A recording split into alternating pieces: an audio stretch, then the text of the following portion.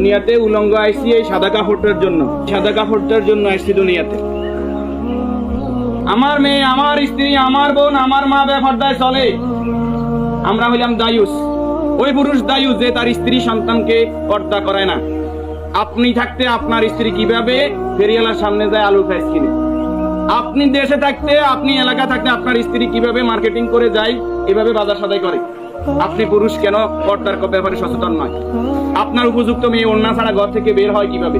আপনার মেয়ে, আমার মেয়ে কিভাবে পায়জামা টাকনুর উপরে পড়ে? আমার ছেলে কিভাবে পায়জামা টাকনুর নিচে পড়ে? আমার টাকা দিয়ে আমার ছেলে সিগারেট খায়, আমার টাকা দিয়ে, আমার টাকার এমবি খরচ করে আমার ছেলে মেয়ে ঘরের মধ্যে গান বাজনা করে। আপনি পুরুষ উদাসীন, আপনার খবর নাই। খোদার কসম, দায়ুস ওই পুরুষ যে পুরুষ তার পরিবারকে দিন শিক্ষা দেয় না, কোরআন শিক্ষা দেয় না, পর্দার কথা বলে না, আর দায়ুস জাহান্নামে যাবে। এই দুনিয়াতে আসছে সাদা কাপড়টার জন্য, শুধু এই সাদা কাপড়টা অ্যারেস্ট করার জন্য। কিন্তু এই সাদা কাপড়টাও নিজের টাকায় কিনা হয়, নিজের টাকায় কিনা হয়। কেউ না কেউ, আমরা অনেক সময় শুনছি যে 3.5 হাতের মালিক ছাড়া আমি নয়। আমি নিজে 8-10টা কবর এইভাবে দিছি যে উনি যে জায়গা দেখাই গেছে এই জায়গায় কবর দিন, আর জায়গা দিচ্ছি আমাদের বাড়িতে। কথা কি বুঝতে পারছেন?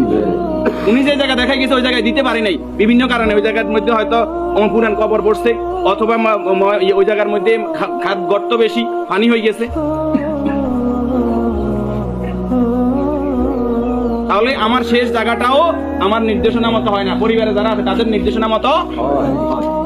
যে রাসূলের সম্মানটা এত বেশি, সেটা রাসূলের প্রতি দুরূদ ও সালাম সাল্লাল্লাহু আলাইহি ওয়াসাল্লাম। সম্মানিত উপস্থিতি, আল্লাহরই গোলাম চেহারাতে বলতেছে অবশ্যই নেককার পরেজগার ছিল। আল্লাহ তাআলা ওনার জীবনের গুনাহগুলো মাফ করুন, আমিন। যে নেক আমলগুলো করেছে, দান সাদাকা করেছে, এর বদৌলতে কবর, হাশর, মিজান, ফুলসিরাত আল্লাহ কি করে দেখ। আমরা যারা জানাজায় উপস্থিত হয়েছে আল্লাহ আমাদেরকে মাফ করে দিন। আল্লাহ তাআলা এই পরিবারকে ধৈর্য ধারণ করার তৌফিক দান করুন, আমিন। 40 জন জানাজাতে কাদেরকে উপস্থিত করাইবেন? আমাদের কত বলবো, বলতে আর বলতে মনে চায় না। সব জানেন কিন্তু আমল নাই।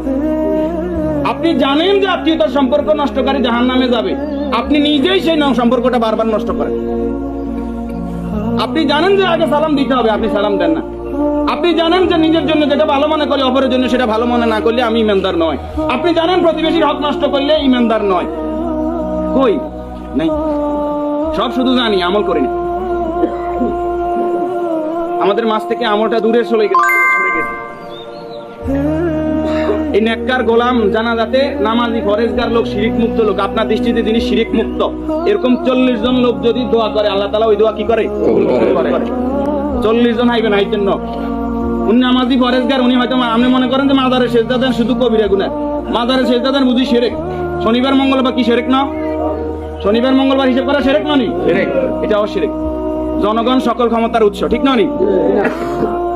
জনগণ সকল ক্ষমতার উৎস, সকল ক্ষমতার মালিক কে? তো যেই দল, যেই সংগঠন, যেই রাজনীতি আমাকে বলে জনগণ সকল ক্ষমতার উৎস, এই রাজনীতি করা কি শিরক না? এই জিনিসটা কেন বুঝিনি আমরা?